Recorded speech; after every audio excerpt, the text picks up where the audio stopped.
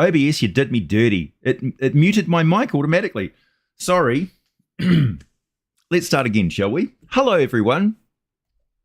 I was just mentioning that it's 2024 and it's been 24 years since I wrote the article for the Rifter, which is a long time. All right. Okay. Craziness. Now I've lost my chat. Where's my chat? There it is. Thanks, everybody. I should keep my eyes glued to the chat for the first few seconds. Oh, it's a good start to the year when your chat's screwed up with the audio. That's on form, isn't it? So good morning, Robert. Good morning, Zar. Good morning, Moondog. Good morning, everybody. Comic Nut, Lysander, all the regulars. Tom, nice to see you. Karoshi Drop, nice to see you too.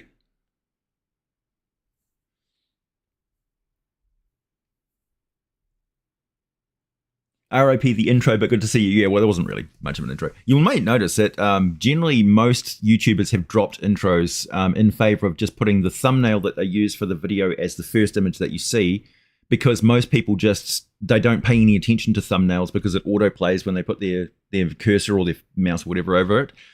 So it's best that like you'll put your thumbnail in the first little segment of the video. That way, that's the first that will appear as their thumbnail on their thing, which doesn't encourage people to use intros unless your intro includes your thumbnail. Anyway, the sound levels in my intros were always like blasting people's ears out anyway, and my obsessive drive to make different intros for all the different topics of my videos was kind of crazy as well. Hey Eric, first time watcher, nice to see you. Am I writing another article? No, I don't generally write articles for other publications these days because I support myself, so I don't need to do freelance work for other companies. I do, like I work collaborative projects with people that are doing writing and video production and stuff like that, but mostly writing RPG books. So through the Veil, the Feywild series of books, I've contributed to 2 of that trilogy, the forward for the second one, and also included an article on the oubliette, a Fey monster in the second one. And the Legends of Frozen Far, I was a big contributor on that, and various other articles and publications. Good morning, Eric. Hey, Dragon Lord.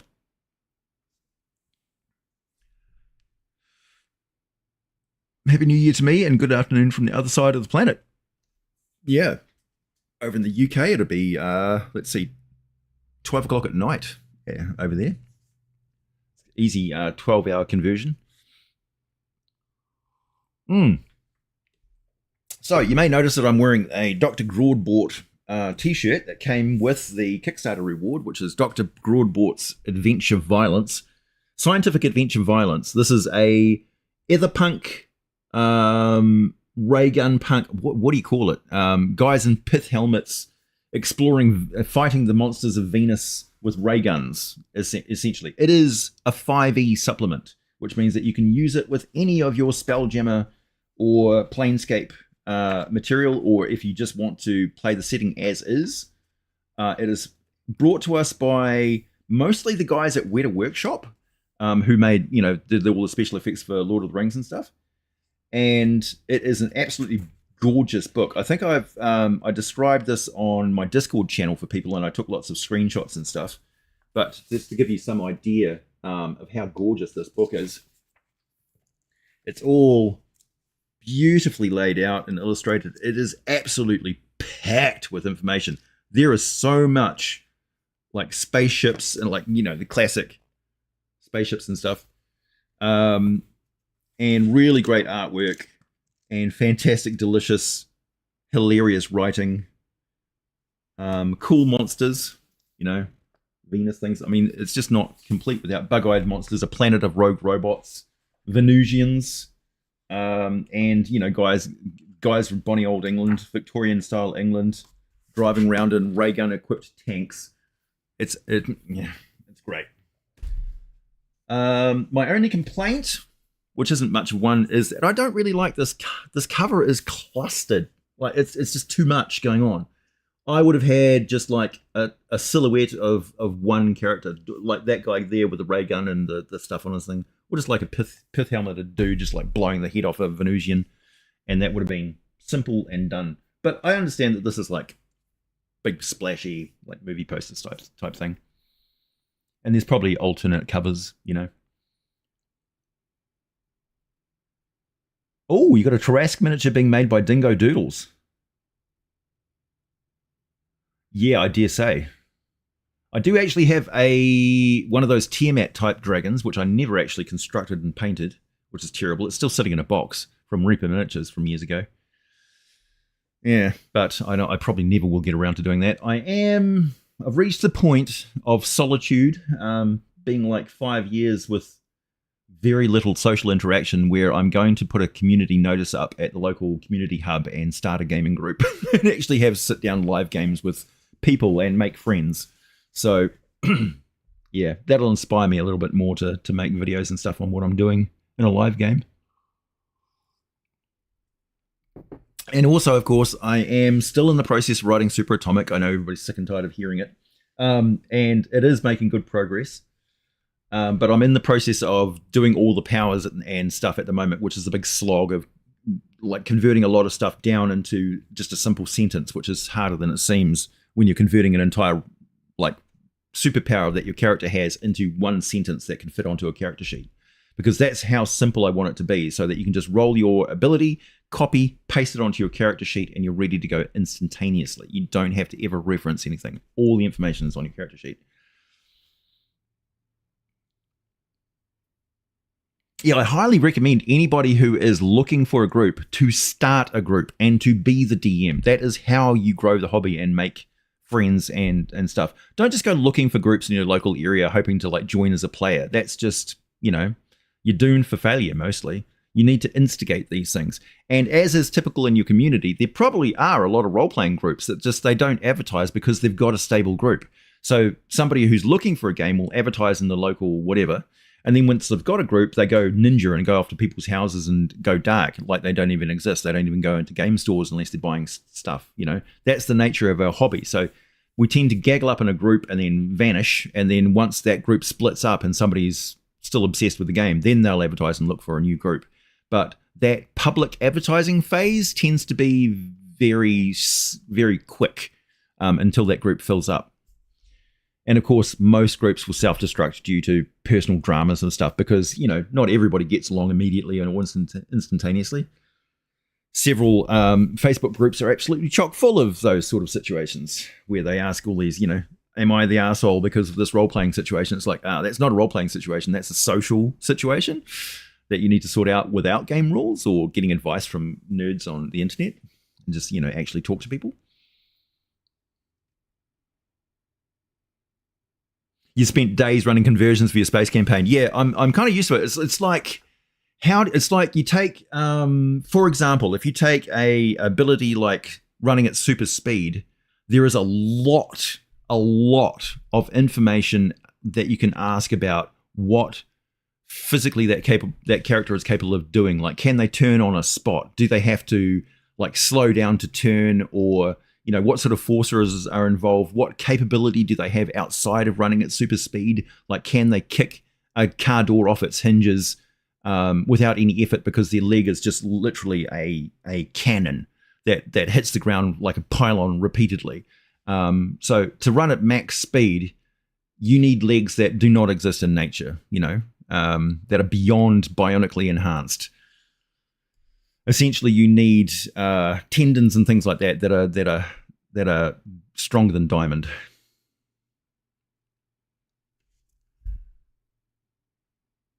Yeah, there's plenty that can't play anymore. People grow up, they get jobs, they get kids, they get relationships. Relationships kill a lot of role-playing groups, as we know. What else am I working on? I've seen a lot of drama lately. That 10-cent stuff got a lot of YouTube drama followers who got sucked into reading a very bogus article and thinking that 10 Cent was trying to buy out D&D, which was hilarious. I've seen some retractions posted by people and some vows never to jump the gun on these things again, but I don't believe it.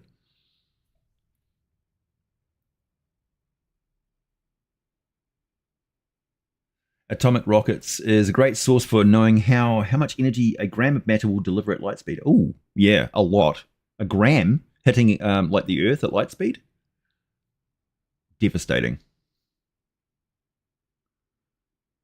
Essentially, the matter would just vaporize into a gluon quark mass when it hits the Earth. And the atmosphere would basically be a solid to it. Cymatic implants? Yeah.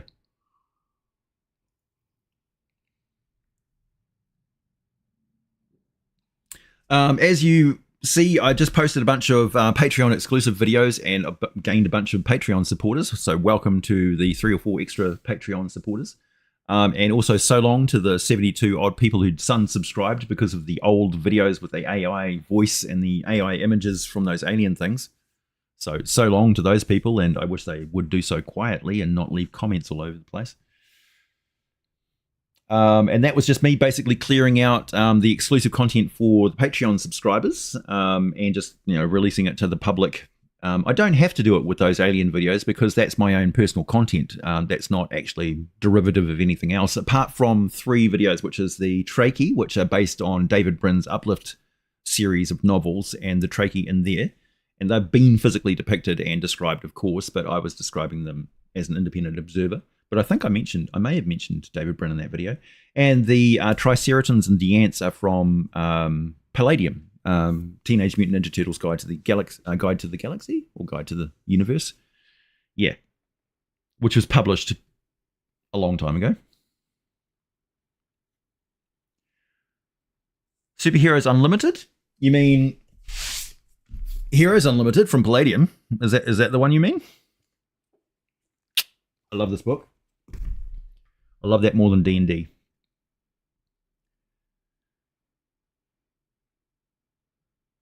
Yeah, the biopoint system. In fact, a lot of, if you look at the Teenage Mutant Ninja Turtles, you'll see that the name on the cover is not Kevin Simbita, it's Eric Wujcik.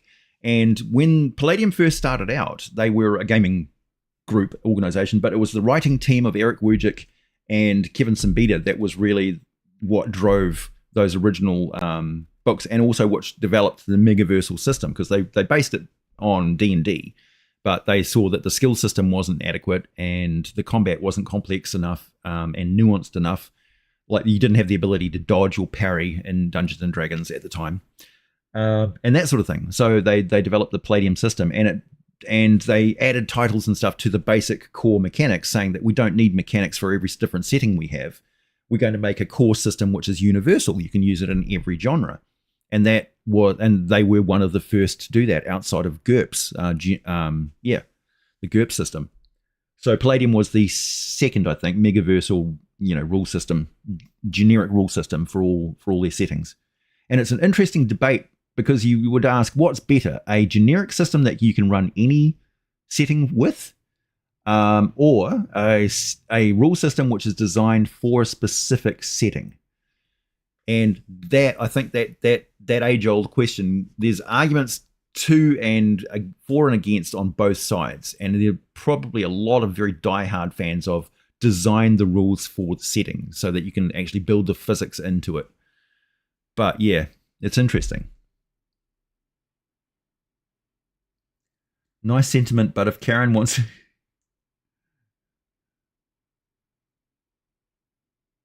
Nice sentiment, but if Karen wants to be a drama queen, no one can talk it down. Karen. I love how Karen's turned into an insult. Kevin is the male version of that, I think. Oh. No, Kevin's like the guy that you yell, good one, Kevin. What are you doing, Kevin? Yeah, but there's been dramas already this year. Dramas are plenty, but I think it's generally people are going to, like, a lot of content creators are just sick and tired of it, and they just want to knuckle down and make content, or they really should. Hey, Matt, I'm good. It has been a while. It's been over a month since I've live streamed. Yeah. Okay, so Work-wise, I'm going to be making more Alien videos for Patreons, for patrons. So if you want to watch those videos, you can catch them on Patreon, and I'll be releasing them to the public probably Groundhog Day next year, for those in the States around this time of year. And I'm also going to be producing more and more D&D videos, D&D lore videos. I've got the entire... my objective for the year is to completely cover all of the monsters and convert them in the Monster Manual 2, the original. I'm going to finally make a video about Beckme and the Immortals, and why the Immortals are so interesting, and why my character is one of the, my alter ego in the Forgotten Realms. I'm going to describe more about what he is exactly. Yeah, more and more different stuff from different genres, like Magic the Gathering videos have done surprisingly well. There's a lot of interest there, so I'm going to carry on building that a little bit. Generally speaking, I've got, if something passes like 2,000 views, I know there's a more general interest to it, and it's drawing people in. And I'm looking at the demographics and stuff of who are watching, and it's kind of interesting. I was expecting a lot more like trolling negative comments on the Magic the Gathering lore, because it's like, there'd be a lot of non-role players who are watching those, and they generally hear. But generally speaking, non-role players don't comment much on videos, which is strange. It's just one of those things. The stat sheet for an Andorian, or from Star Trek, they'd be pretty close to a human, but resistant to cold, maybe. Thoughts on people losing their sponsors this year? There's been a large cut of sponsors and also a massive cut of employees in corporate creative studios. Yeah, there's a general economic downturn, which I think is still like shock waves from COVID. New Zealand has got a public transport crisis at the moment, where you basically just can't get alternate public transport because the minor companies that were competition to the major companies, in which there's only one major public transport company in New Zealand really, got wiped out because during COVID nobody was moving around, so they couldn't sustain their smaller businesses. And now the major company lost a lot of their drivers who didn't want to drive people who had COVID, and now they've restricted their runs to only like major tourist routes. So from where I live, essentially I have to get on the same route from tourists visiting Hobbiton to go where I want to go, which means that for me to go from here to where I used to live, which is a 2-hour drive away, leisurely, it would take me 6 hours to go way the hell over there and then all the way over to there following the bus route, which is crazy. And also would cost me like $60 or $70 or so. So that's one of those things. But as for people losing their sponsorship and stuff, I don't have any sponsors, so I'm okay. There's advertisers and stuff, but advertisers have been pretty active this year. It's been good. And YouTubers being more proactive in expanding features and stuff for content creators, which is good. What's Dragon Tale? Dragon Tales are they're me reading the stories from Dragon Magazine. I'm just basically reading them like audiobooks. And those were fairly popular, and I liked doing them.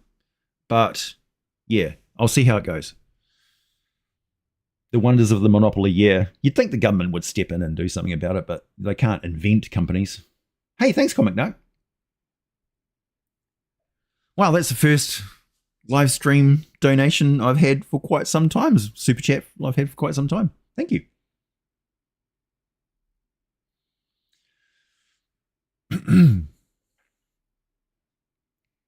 Kyle is also a good name for a male Karen.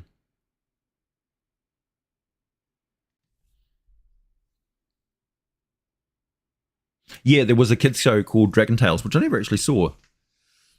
But as soon as I popped the keywords and stuff for the video to like put the hashtags and stuff, Dragon Tales popped up a lot, because it's like, are you talking about Dragon Tales, the kids show? I'm like, no. Yeah, thank you, Zah. I've had some offers from people to do voiceover work, which is great, but it's quite often like I've got a lot going on in my personal life at the moment, with like my family and health issues and things, which I don't really talk about. But it makes it scheduling things for other people really difficult because I need to be able to drop everything and go off and deal with emergencies at any time, which involves usually going around to my parents' place and like lifting my dad off the floor onto a chair or something because he's in a bad way. Yeah, I was thinking about moving to Canada, but my parents' health is an issue. And also like Montreal caught fire. So like the Canada was on fire. And yeah, and also I just wasn't confident that my income was going to be sufficient to support me through the move to another country because, you know, YouTube is fickle and I don't have savings and stuff. Yeah, but I would like to visit Canada at least because I've got a lot of relatives there who would like to see me.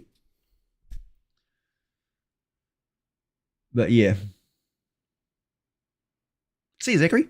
So basically, what I'm going to be doing this year is I'm not the subtext is that I'm not going to be contributing to a lot of other people's stuff, a lot of other projects, group things, live chats with other people, group games and things like that. What I am going to be concentrating on is just constantly churning out content, at least one video per week, month after month for the entire year, while I also work on the Super Atomic and get that written and released for everybody. Yeah, Apollo Creed passed away. That was sad. I loved him in Predator.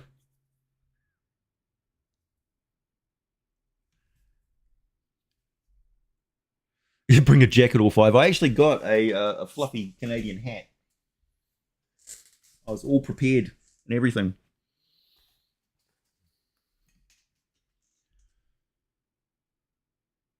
Yeah, California not on fire. Mind you, it's not summer yet over there, so we'll see. I mean, there will be fires on the summer. Personally, I would just like cut down all the forests and like, you know, plant non-explosive trees.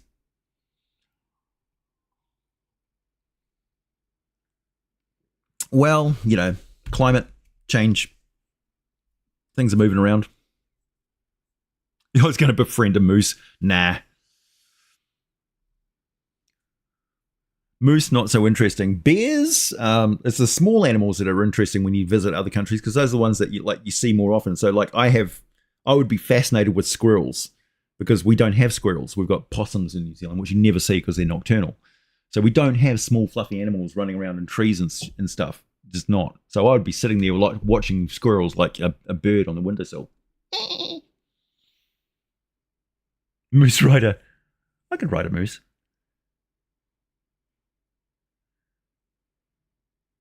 Legion of Myth. Never heard of them.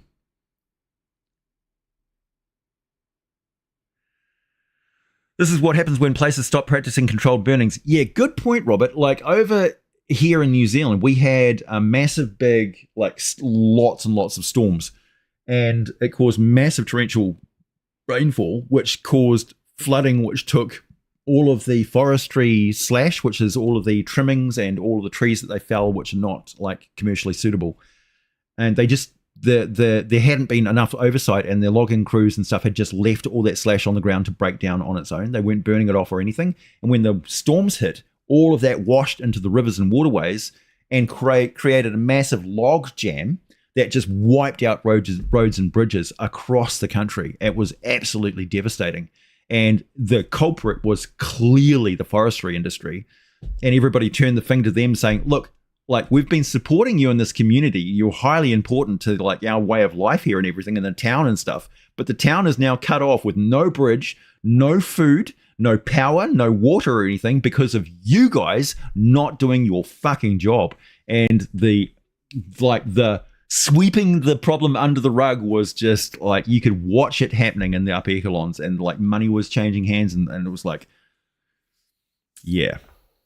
Bad, man. Some people should have absolutely had their heads roll, and the forestry industry should be compensating people for their losses to the point where they are out of money. Because that, like, New Zealand exports a lot of timber. Back to D&D. Another interesting project that I've got going on is a set of dice for trade and commerce and shipping, which I'm supposed to be. I should have designed these things a year ago, but I haven't been getting around to it. So I do have another physical product which I'm designing.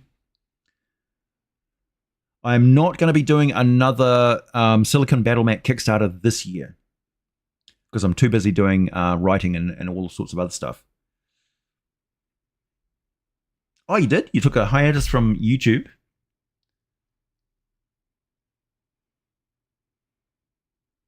Dulcet Kiwi. My dulcet Kiwi pipes. Right. I probably should swear more often because I am a New Zealander to it, so I do swear like I breathe.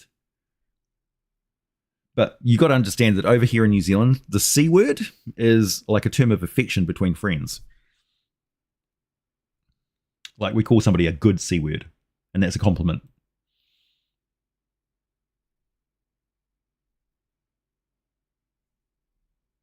Your forests are federally owned, not state owned, and the federal government hasn't given us any money for the cleanup in decades.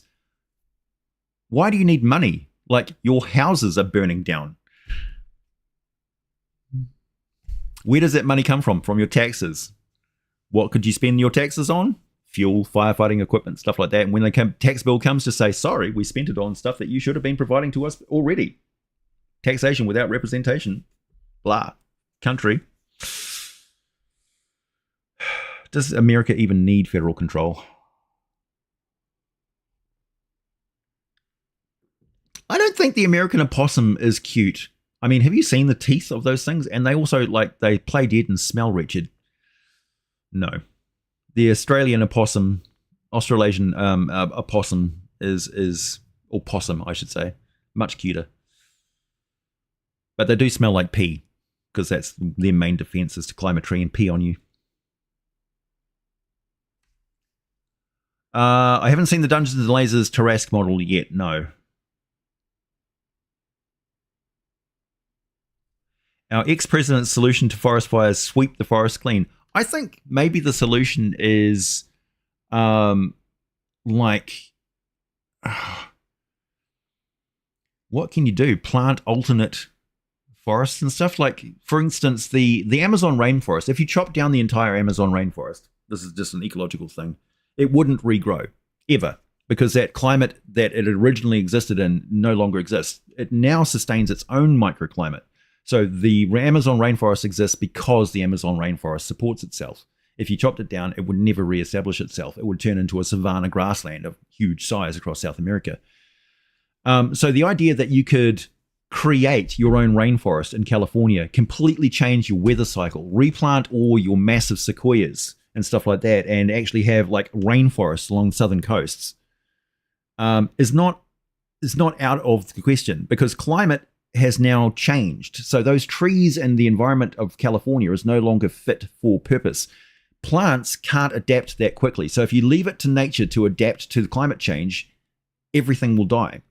It's just the way it is. We need to be more proactive in planting things which are now suitable to the new climate that we have, which is basically you just get rid of the specific climate zones and just sort of blend it out, which is what is happening. So the equator is becoming huge, and the other regions are becoming bland, big, mild, warm spots. So the cold regions will be less cold until like massive superstorms come through, and super cold will be like with them. So think of winter as a roving thing that hits you periodically with superstorms. Yeah, the California rainforest, wouldn't that be great? I spent a lot of time in like when I was in California, I was the foxgloves were out, and everybody was raving about foxgloves. Like, oh, you're so lucky to be here in late spring when the foxgloves are blooming. It's such a rare thing to see. And I'm like, yeah. By the way, I come from New Zealand. It's just bursting with bloody beauty all the time. It's wasted on me. But yeah.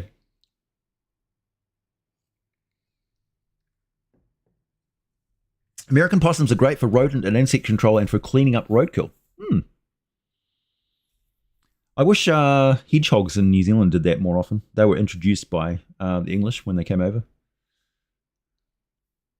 Oh, I don't mean to slight American possums. I'm just saying if you put an American possum next to an Australasian opossum next to an Australasian possum,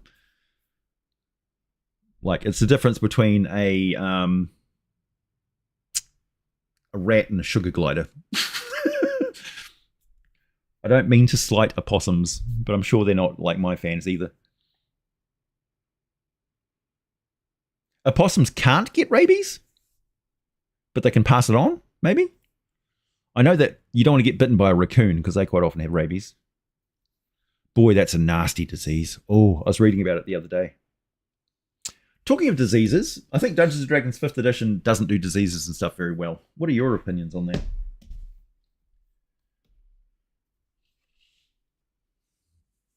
Speaking of Magic the Gathering, how many people actually play that in the chat?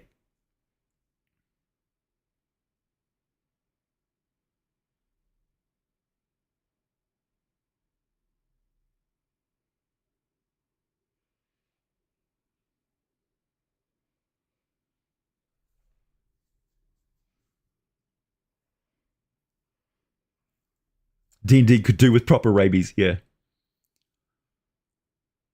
Oh yeah, 3.5 had diseases down pat. Like the 3.5 was far superior when it came to psionics, diseases, afflictions, poisons, and templates for things. I mean, templates worked fantastically. It's like, my creature is now a vampire. Apply the vampire template. Bing, done, converted. Same thing with lycanthropy. Lycanthropy is pretty good in D&D 5th edition because they gave the stats for what happens to you when you're converted into a lycanthrope. So your character can be bitten by a werewolf, become a lycanthrope, and you can still play that character. I think we should also do this similar for undead, like intelligent undead. So if your character gets turned into a revenant or a lich or a wight or any of those intelligent undead, give them an overlay, give them stats for it, give them a template that you can just apply to the character sheet. Because why not? I don't agree that a character that gets turned into a lich should automatically go under DM's control, because any creature that is intelligent has the capacity for good and evil. Particularly, like I would argue, a character that turns himself into a lich on purpose, that's like, it always involves very, very, very evil things to turn yourself into a lich. Like, it's an act of vile, despicable, deplorable evil. And it's also very predatory because you need to keep feeding souls into your phylactery and stuff. So it is a predatory, horrible thing to do. It also involves the ritual to do it usually involves deadly poisons and horrible, horrible rituals of despicable evil, because you want to attract the powers of darkness. So you do the darkest, most evil thing possible using implements of soaked in mass murder and death in order to get them focused entirely on what you're doing. And then you basically court two of them. One of them is locked into the mummy wrappings, which you're enchanting, which is then put into your phylactery.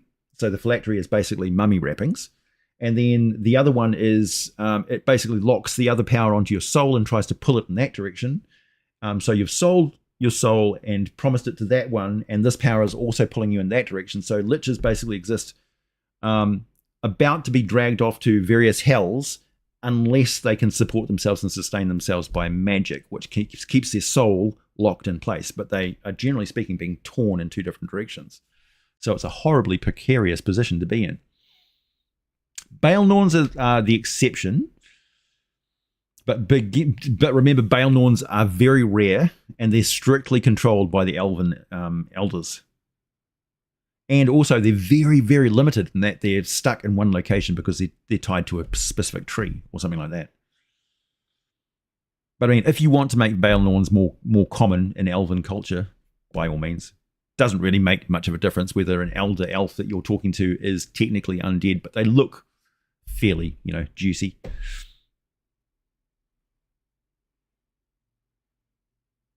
They don't necessarily... Here's the thing, Sam. There are lots and lots of different ways of turning into a lich.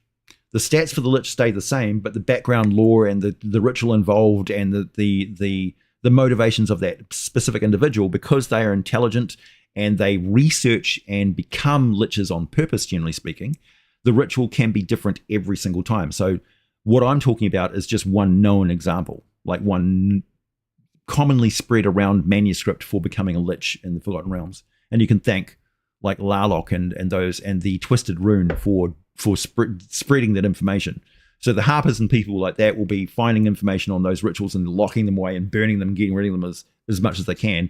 Meanwhile, the Twisted Rune, which is a cabal of evil liches and undead across the world of Faerun who have been operating for centuries in the background, have been spreading this undeath stuff all around the place. And then, of course, you've got individuals like Sir Master, who in his drive to turn dragons into undead will have researched every single lich formula that he could find to apply it to dragons. And he would have been spreading his notes and stuff all over the place because he was a very driven and erratic individual who was involved with Mystra and Elminster and all that sort of stuff. And he went kind of crazy due to a love triangle and stuff. Long story. But what I'm saying is if you find a manuscript for becoming a lich, like an artifact, it should be different every single time, is what I'm saying. So what I'm describing is one kind of lich. Yeah, as a rule, definitely dark evil. But if you got turned into a lich against your will, which is hard to believe, but maybe, you may not have performed that ritual yourself and you may actually be a good lich, which is possible. But yeah, you are doomed to become a demi-lich because if you do not feed souls into your phylactery, your body will break down and you will lose that physical thing and turn into basically a skull. Sure, David. Shadowkai, interesting. The Shadowkai, or the grey, because they weren't originally just elves, I think, but maybe they were from the Raven Queen. Yeah, Shadowkai are interesting because they've been messed around so much with the lore from different editions. Love Quadrangle with Gale. Oh yeah, Gale. In my latest playthrough of Baldur's Gate, I didn't even. I skipped the encounter with Gale. I skipped the encounter with Astorian. So my party consists of Shadowheart, Lae'zel, and a lich familiar, one of those hirelings that Withers creates for you. And that worked out really well because I've turned this hireling into an absolute dynamo of a dynamic maneuvers fighter. So basically that fighter is the backup for Lae'zel and essentially just moves the opposition or Lae'zel with the combat maneuvers and stuff. So I use those as a team to basically take down everybody. And although it's mostly a fighter party with very few spells, you can fix that with feats to give you basically support magic. And then most of it is archery and thrown potions. So basically I will scout out an area, then back off and then attack them from surprise at range. And as they're trying to close in on me, I'll just like throw grease bottles, set them on fire and just blow the shit out of everybody with every bit of ammunition that I can find. It's a fantastic way. Archery is a fantastic form of combat.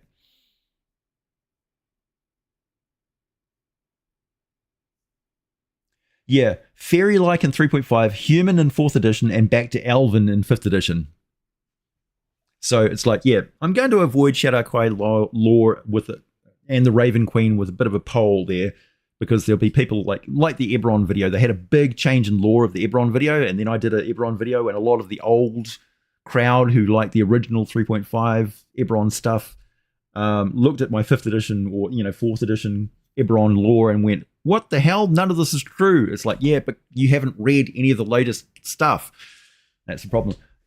If you watch my videos where I've got the Faerun map, you'll never see me use a 5th edition map of the Forgotten Realms with the whole subsumed island chain that was once Cholton, the southern peninsula, and Lurin's underwater and stuff like that.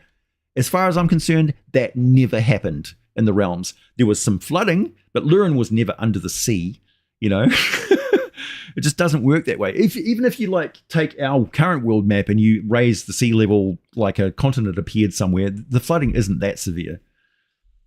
I think it was a bad calculation on their part. It was just, yeah. Hey, thanks, CBK. I will.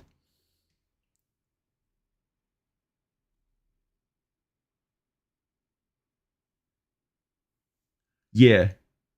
I agree, David. Yeah, it's circumstantial.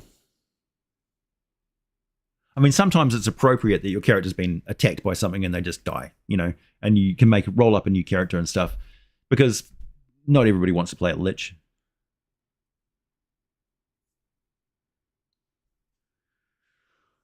Lich Lord of Waterdeep is good. Is that one of the hidden lords of Waterdeep? Yeah, why not? I don't know that much about the specifics of Waterdeep hierarchy at the moment.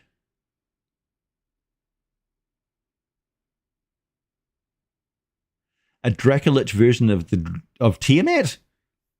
I don't know if that's possible. I mean, an undead god.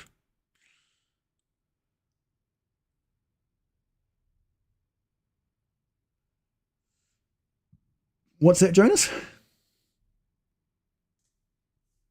Oh, do you play Magic the Gathering? Is it the question I asked? Yeah, I was just wondering, what the overlap is with people who still play Magic the Gathering and watch my videos, or tune in on my live streams.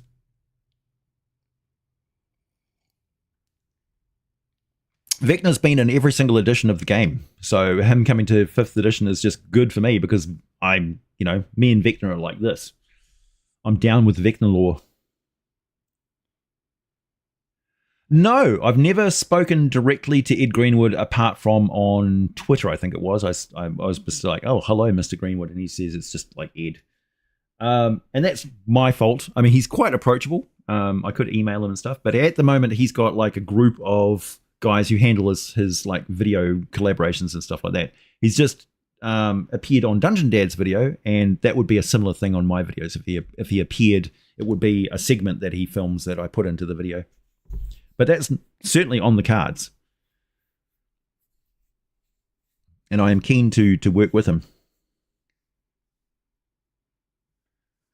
Hey, thanks, Robin. Paladine's blessing upon you all.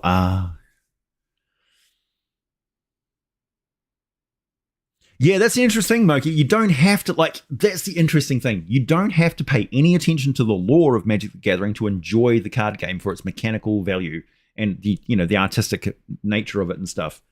And I would love to have an interview with Garfield on when Magic the Gathering was first invented and he was working on, marketing this brand new idea of a collectible card game. And ask him, where did Dominaria and all of this stuff, what did you envision Dominaria and the planes and planeswalkers and Spark and all that sort of stuff originally when you created the first sets of cards, or did it come later? Because those cards had specific, the magical artifacts and stuff had names of characters like Limdul and all those guys, and and was he envisioning where the world that those things existed in? Did it exist originally, and what was the inspiration for it? Did he just snatch that out of his head? Was he playing D&D at the time and it's based on an old campaign? I want to know. I want to know what the origin of the lore behind Magic the Gathering is. Hey, Jasmine. Congratulations.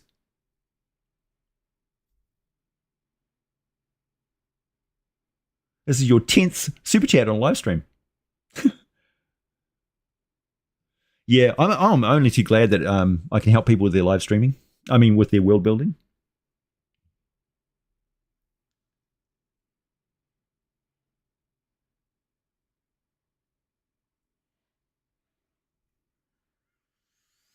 Hey, Almitra. I have paladin liches that accept undeath to keep fighting. They are still lawful good. They get souls from willing sacrifices. So yeah, they're not liches though. Are they just like revenants, essentially, driven by a desire? Well, that would be wights. Wights would be that, essentially.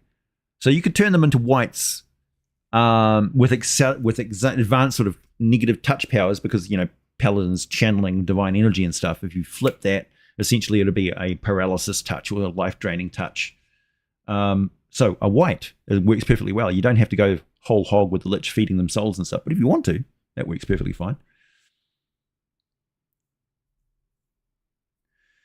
Hey Tulpa, hi Aaron. Had a very interesting character death recently in one of my games. One of my players battled against a mushroom shopkeeper, and he got infected with spores and became part of a hive mind. Cool. I just saw of a rumor that there was Baldur's Gate character that grabbed all of the corpses from their previous kills and dragged them to the mushroom myconid den and used spores to raise them as undead minions and created an undead army in the game. I don't know if the designers even knew that that was possible. That is what I love about Baldur's Gate 3. It's just so, like, it encapsulates the D&D rules so well that there's this element of, like, if the players think about it and it's within the rules, it can happen. It really is quite an open world in some ways. Yeah, Oath of Ancient Paladins is basically immortal without undead. Same thing with monks. Monks have that diamond form thing where they essentially just become a perfect human specimen. So they're immortal, they don't get poisoned and things. You can beat the hag at level 1. She always teleports away from me. Yawgmoth.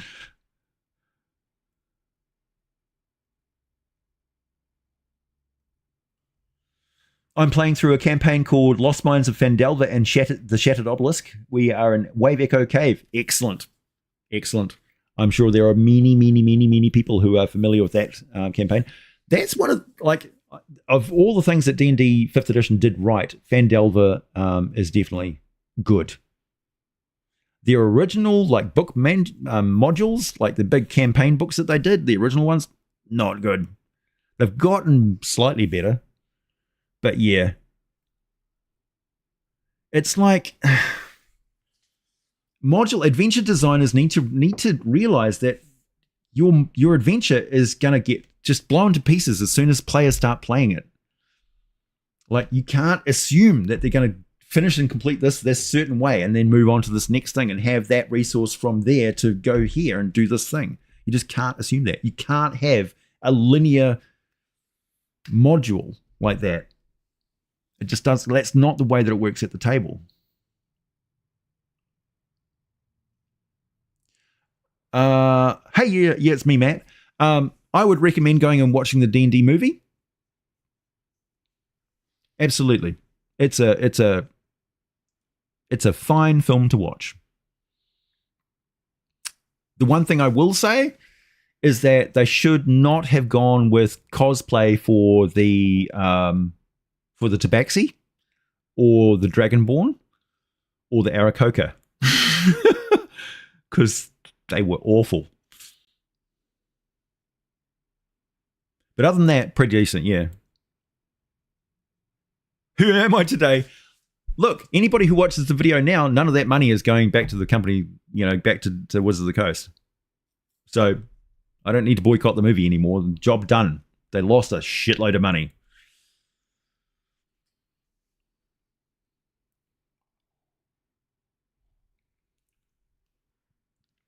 There'll inevitably be more D&D movies and probably D&D TV series and things. It's going to be easier to make things with AI, doing the grunt work with special effects and stuff. Like, once AI is to the point where it can just animate stuff pretty cleanly, then yeah.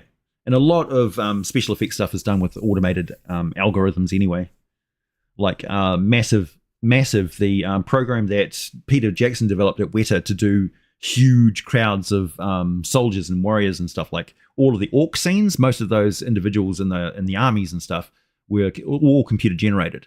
So he just basically, they fed all the information into the bank of supercomputers, and they just animated all those characters, and then they just played it and watched it unfold. So it would have been fantastic to watch. Yeah, they sold the movie company, but they kind of made the movie company to make the movie. That's kind of the way things work. It's almost like a rule of thumb now that the more production companies are listed at the start of the movie, like, the more shitty and B the movie is going to be.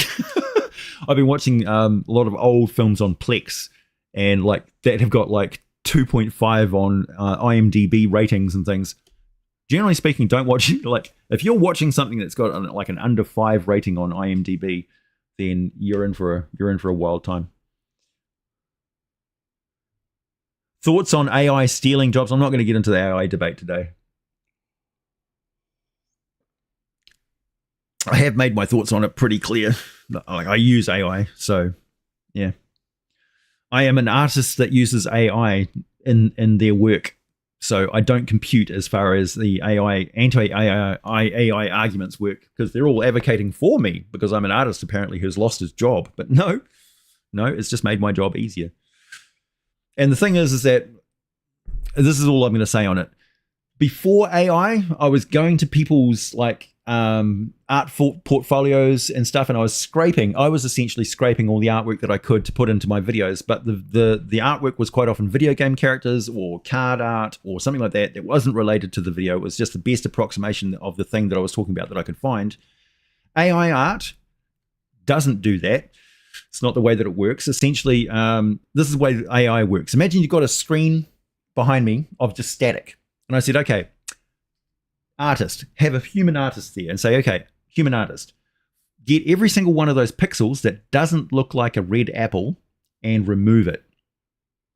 And the artist will be like, what is an apple? It's a round object. This one's red. It's a fruit. Okay. I've got some familiarity with fruit. Yeah, we showed you what fruit means. Okay. By looking at all this different artwork. Okay. I've programmed the algorithm now. Okay, so take away everything on that screen that doesn't look like a red apple, and it does it. I was like, okay, we need to run that again and again and again and again. So if the artist was there for 100 years, taking away pixels and replacing them, representing the speed of computer processing, you would end up eventually with a screen that has got a red apple on it. That is what AI art does.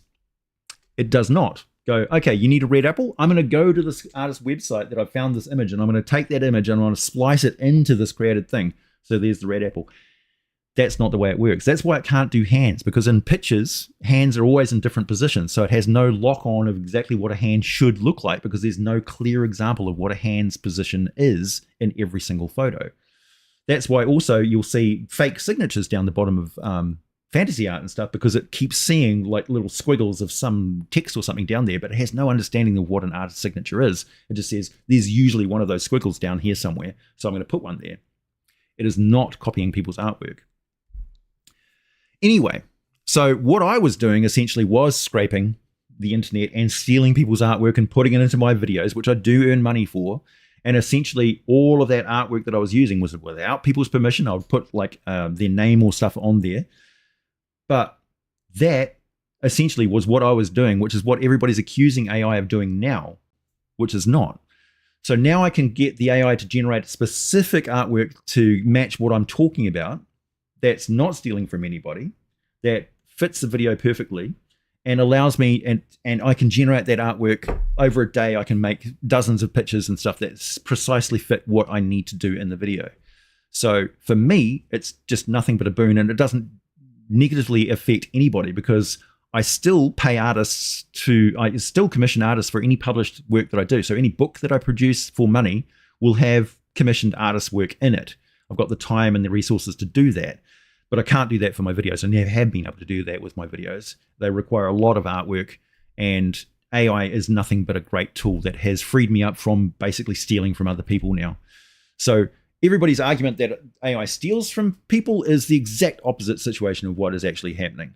So it's very frustrating for me. And that's the end of the story. Yeah, AI is like margarine. Exactly. And also the benefit there is that now people can take my videos with the AI artwork in it, and it's not copyrighted images. So they can repost that content. They can grab that artwork and use it for their own thing. They can take character pictures and whatever. They can make commercial products out of the stuff in my videos. Those images in there are for anybody. So anybody can screen capture any of my images and use them for any purpose. They just can't claim that they did it themselves or that they own it.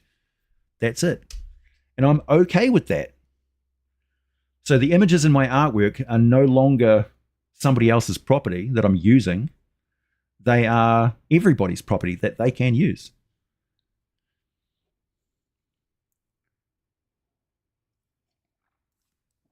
Are Aasimar inherently sorcerers? I would say more like they're inherently paladins. But yeah, they've got a built in, like you say that all sort of outer planar or plane touched people like that are sorcerers, but it's kind of a misuse of the word sorcerer. They are plane touched.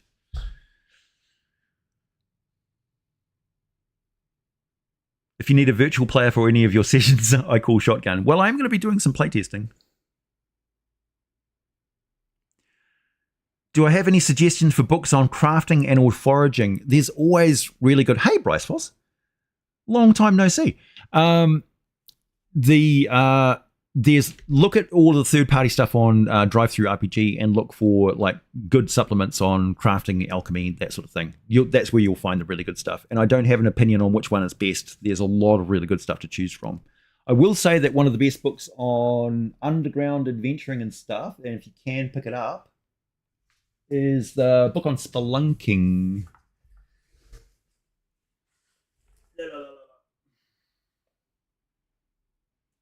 Where are you?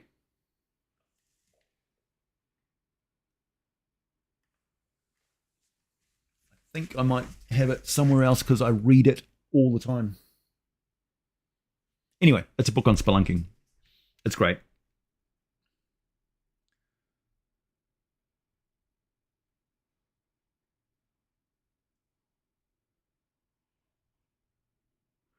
Doctor of what?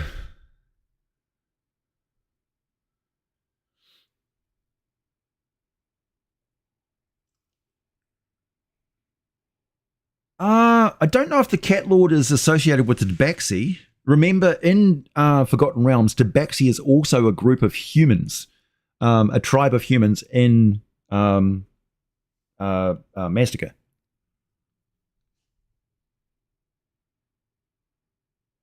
Dungeoneer's Survival Guide. That's no, that's not the one. That's also a great book, though. Oh, Music Theory. Right, of course.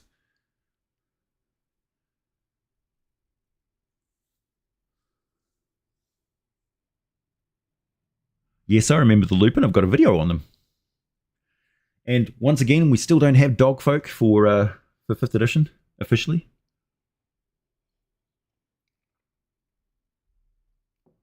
Spotting an AI image is like spotting the Fae.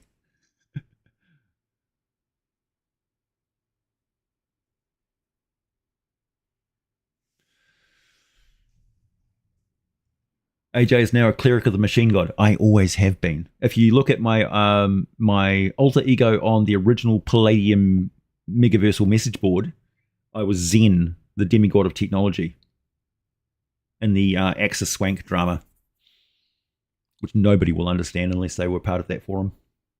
Imagine an ongoing fiction created by the forum members involving themselves and as their alter egos, and this big, long roleplay thread.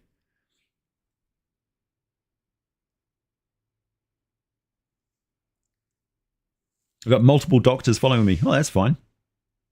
I mean, I did used to work in a genetics lab.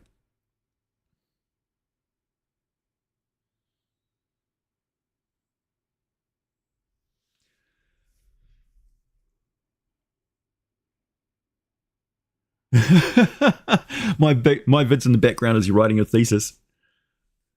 Nice. Simmering some chili. I've currently got a big pot of a big massive soup pot of water heating on my stove because my my water in my house and my hot water cylinder is so tepidly warm, like lukewarm, that I have to have it on full hot to have a shower, which is just like a trickle. And I have to heat up my water to wash my dishes, like because I can't stand washing dishes in like lukewarm water. Why do I have my water so low? I don't. It was the lady that lived in this place before me who had the water set like to nothing so that her children could never be burned. And apparently her children like were quite wild with the water because there was lots of flooding damage in the bathroom which had to be repaired. And I've had no problems with it whatsoever. Genetics, yeah. No, I did really boring stuff. All I was doing was extracting the DNA from agricultural animal tissue samples in order to be refined in the PCR process so that it could be genetically profiled. That's what I was doing. So it was literally just like applying enzymes, putting them into a machine, adding some magnets that stuck onto the snipped bit of ends of DNA or RNA at that point, and then you concentrate that into a liquid, and then you pass it on to the next lab, and then they concentrate it down to like a micro drop, and then they put it onto a chip that gets hit by a laser, and whatever hits the sensor at the top determines its atomic weight. So it shows the DNA that way. But they do ion cascade stuff now. So it's since the 5 years or so that I was doing that, the technology is updated already. Cattle mutilations. I have worked on necrotic cow tissue. Yes, we did some forensic investigation of some dead cow tissue. That's true. You're a Simic guild mage.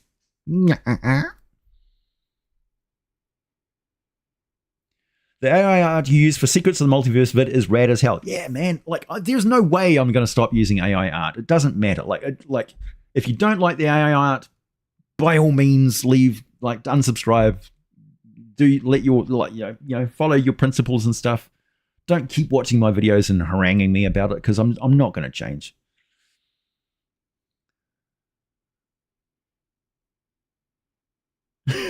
Is the chat AI generated?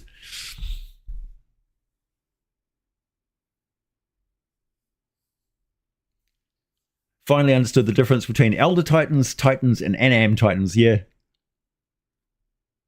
And the fact that they called Titans Empyreans in 5th edition and made them like demigods. It's like, so frustrating. Brobot. Yeah, I mean, the field of AI is so exciting. Like, you really need to be on board with it and following it, because it's not going anywhere. It's a technology which is gaining precedence, and it requires skill to use well. Like, making those prompts and stuff quite often involves knowledge of camera angles, film types, specific lighting techniques and terms. So I research, filmography and all that sort of stuff to get the terms and stuff so that the AI can emulate the effects that I want.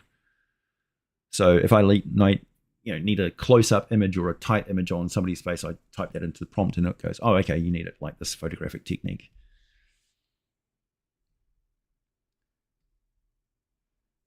Speaking of art, AAG, would you be open to art commissions this year? You mean me paying art commissions for stuff? Because I am, like, the only thing that I'm really paying for at the moment is I'm sourcing people to do artwork for Super Atomic when I eventually publish it for free. So I'm going to be investing a lot of money on the artwork that goes into a completely free product that I'm releasing for everybody to use for no money. Why I do this, I don't know. Oh, are you paying me for artwork? No. No. I'm not a commercial artist in that sense.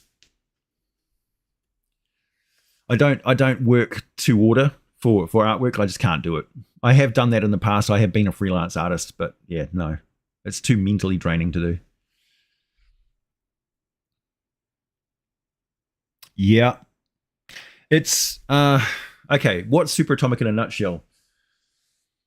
It is designed to be a role-playing game, a fun role-playing game that you bring a lot to it yourself, right? It's an improv game more than a mechanics role-playing game. So there's no dice rolling and stuff, unless you want there to be. The person who it's designed to be played it's designed for the modern audience, the modern player. So it's designed to be played online very quickly, and it's designed so that there's no barriers to entry whatsoever. So character creation involves, like with Mork Borg, for instance, you've got all of the rules for Mork Borg on one cheat sheet of paper like that. And that's got all of the dice mechanics and stuff like that on there. Super Atomic doesn't even have that. It's got no dice mechanics at all, unless you like want to include dice mechanics. So there's instructions for the host of the game, not DM or GM or anything like that. The person who's organizing the chat game is the host of the chat, and they generally speaking the host of the game. So I just call them the host. And you host a party of adventurers. Why are the people who run games not called the host? It seems logical to me anyway. So yeah, you're going to be hosting a game or running a game, And the people say, okay, I want to play. And you say, okay, give me a bunch of random dice rolls or pick from this list of random tables here what you want your character to be. And then you copy paste the results that you get, which are about a sentence long, onto the pre-made slots of the form fillable character sheet. And Bob's your uncle, you're ready to go. You don't need to worry about statistics and stuff like that because it's a game with supers and robots and cybernetics and magic and aliens and stuff like that. Normal human statistics don't matter. You just assume that they're normal unless stated specifically otherwise. So the only thing that was really important about the game is the description of what your powers can do. And they're left deliberately quite vague in some respects because the person who's hosting the game is the one who's the arbiter of reality, of what's happening. So they'll have a guideline of like, okay, there's the sentence of what your character can do. I can shoot flames out of my hand to the distance of 60 feet long and 30 feet wide. I can put my hands together. So basically like, like a burning hand spell. Do I need to know specifically what the damage it can do generically? No, I don't want generic damage. I don't want that to have the capacity to melt a car door unless the character is like the person who's playing the game is specifically describing, I put my hands together into a focused flame and I like torch it and burn the car door. And you say, okay, yep, that'll take 5 minutes. I don't need to write that into the thing. The description is I can shoot flames out of my hand to this distance. How hot is the flames? Don't know. Up to you. So it's very circumstantial and it's very improv, which I think fits the modern audience very well. They don't need game mechanics. Game mechanics are a revenant of wargaming. This is a role-playing game. Roleplay. Improv. That sort of stuff. Basic guidelines is all you need is on your character sheets. So it's kind of like, I don't know, Fiasco in that respect, but more focused on what you can do specifically because you've got a list of pre-made sort of things which I've provided for you. So your character background, your super ability origins and stuff like that. During gameplay, you can gain additional powers and stuff like that. You don't level up. There's no leveling system. There's no attributes and stuff to level anyway. The powers don't increase. You just get more creative and think about using them. So your character, generally speaking, kind of always starts at level 1 because you're not familiar with what your character can do. Neither are they. And you can gain extra powers and mutations during the game deliberately. And generally speaking, it will encourage you to do so. So your character will be like, oh, there's a vat of like weird chemicals. Yeah, with like rainbow mist coming off it. And there's a very precarious catwalk above it. And it's like, I'm going to fight the villain on top of that catwalk. The catwalk collapses, you both fall in. Now we roll again on the table to see what superpowers and a mutation that you have.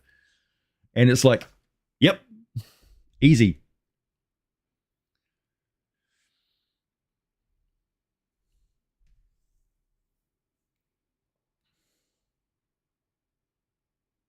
The word host to you breaks your immersion a little. So if they're coming around to your house, eating a meal, and then playing a game with you, are you not the host of that party? I just think it's easier because like Dungeon Master sounds weird and Game Master, like Master. Master is kind of a masculine term anyway. I don't like storyteller and stuff like that, or arbiter or referee or anything like that. It's like you're the host. It's a collaborative game. You're not really in charge. It's like your role is to describe the reality of the game for your characters, and their role is to play the characters and interact with what you're describing. So what are you? The describer? The narrator?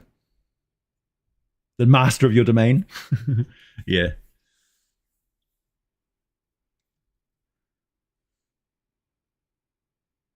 Oh, you're welcome, Dracula.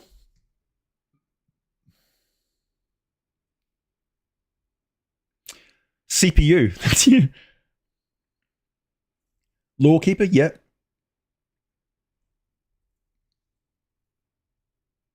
Yeah.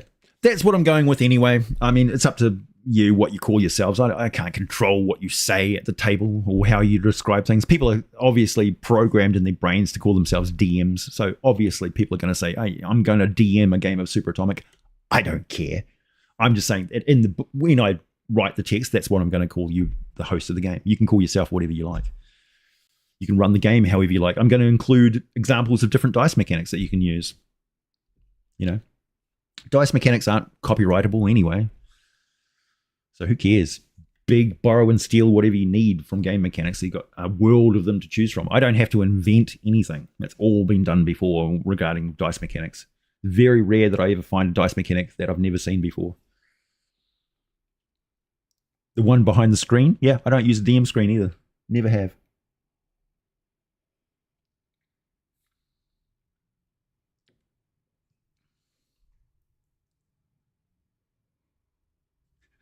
People should just shout, I am the dominus of this house in the tabletop campaign.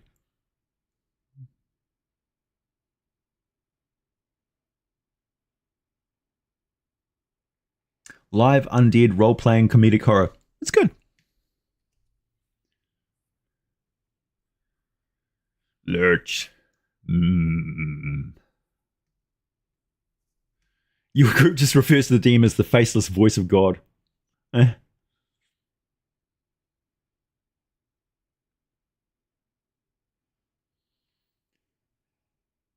The man who rolled the world. Yeah. So the original playtest I had for this specific vibe of game was I adapted Heroes Unlimited to work with the Tick comic and cartoon series. Not everybody is familiar with the Circus of the Mighty and his War Cry spoon.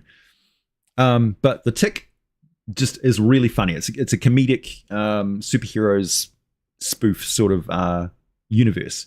And so I set this game in the Tick universe where they had like a superheroes tryout, and I had the in Heroes Unlimited you've got minor super abilities and major super abilities. Minor are like I can see infrared light, and major is like I can run at supersonic speed.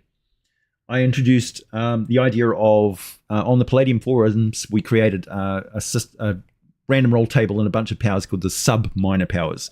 And these were just hilarious. Like you can control ducks, or you've always got $20 in your pocket mysteriously. So those sort of things. Combine all of those into tables.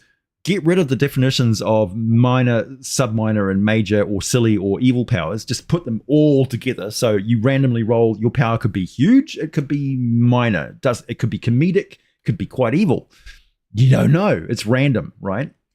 Because I love the synergies that you get of combining different powers that you've never seen combined before. That's, to me, that's the chef's kiss of superpowers. It's mostly cerebral problem solving in supers games anyway. Getting caught in a slugging, like punching competition between two supers who are like invulnerable and has super speed and stuff like that is just like combat is very. Anybody who's played the Palladium system, you must really love like cinematic, tactical, nuanced, detailed, interactive combat, because the Palladium system for combat is quite comprehensive. It's quite different from D&D in that regard because you've got ablative armor and force fields and things like that. Same basic system, like it uses damage dice and armor class or armor rating. And the difference is that you've got basically layers of ablative damage till you get to the vital hit points and your character's bleeding to death sort of thing. Anyway.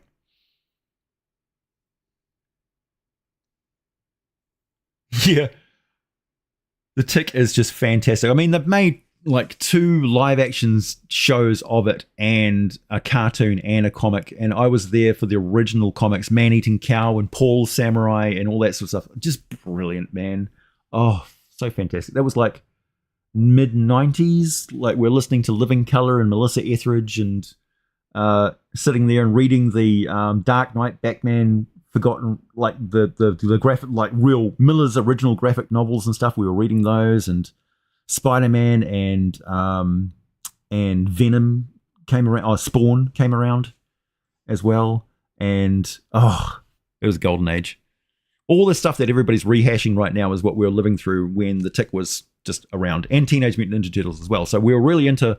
There was a phase of the hobby where weird stuff was like the thing. Like people were now like advertising was deliberately weird and confusing and stuff. And then it went to the everything was extreme and bright neon colors and stuff. And then yeah, crazy. So we had extreme role playing games like Fatal, for instance, or yeah.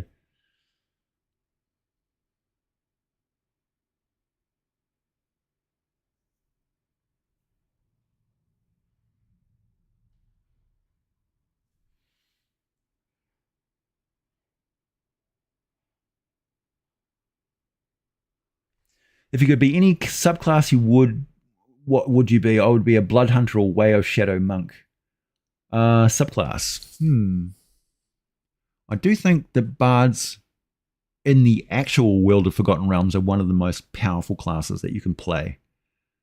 Namely because a lot of people don't realize is that the bard is based on elven magic tradition, and elven song magic and magical harmony is how they create the big, massive spells that is elven high magic, which is beyond the god's ability because it's actually quite close to what the immortals do. So bards are one of the most powerful classes in the game. Having access to lore and the ability to use different magic items, research stuff, and have magical spells and stuff in the elven tradition is quite grunty. So I think elves get a lot of stick that they don't deserve. Not elves, bards. My other one would be the Duelist from Dragon Magazine and Unearthed Arcana. The Duelist was a character class that was in a Dragon Magazine that I had the page printed out and was stuck into my Unearthed Arcana and basically was stapled onto my character sheet. So I'd have the character sheet and all of the abilities that the class has stapled behind it. And the Duelist is essentially a assassin for hire who under no circumstances can anybody know has been hired to assassinate somebody, because they do it publicly by insulting somebody, the target, the mark that they've been paid to kill. They insult them publicly to the point where the person challenges them to a duel of honor. And this person, of course, is a professional killer who is specialized in murdering people publicly in a duel. So it's legal. They can get away with it. But if anybody finds out that they were paid to do it, very illegal. It's an assassination, and they go, straight to the gulag. I mean, the Blade Mage character that I wrote for Palladium is kind of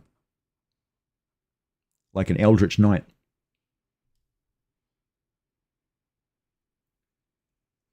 FM radio in the 90s was god tier. Maybe.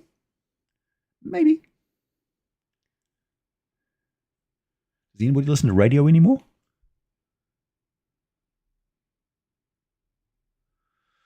Hey, it's not my idea. That's, you can go and find that Dragon Magazine and do it yourself. And of course, there's just recently, I think Taran Pounds got recognition for his Alchemist class. And I think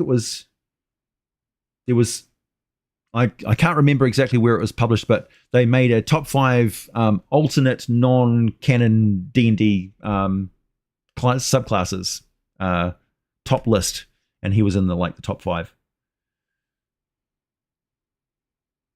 Too much Nickelback in the 90s. Yeah. Anyway, it's well and truly past an hour or so it's time for me to go.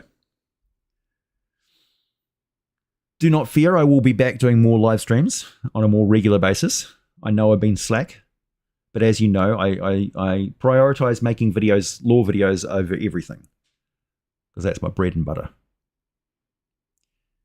And for all of you that are watching me, thank you very much for tuning in. Thank you very much for all the super chats. Much, much appreciated.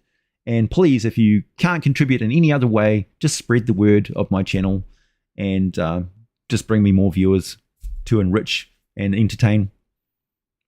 That will help me immensely. Hey, Dragonlord. So have a great day, everybody. And I'll see you again soon.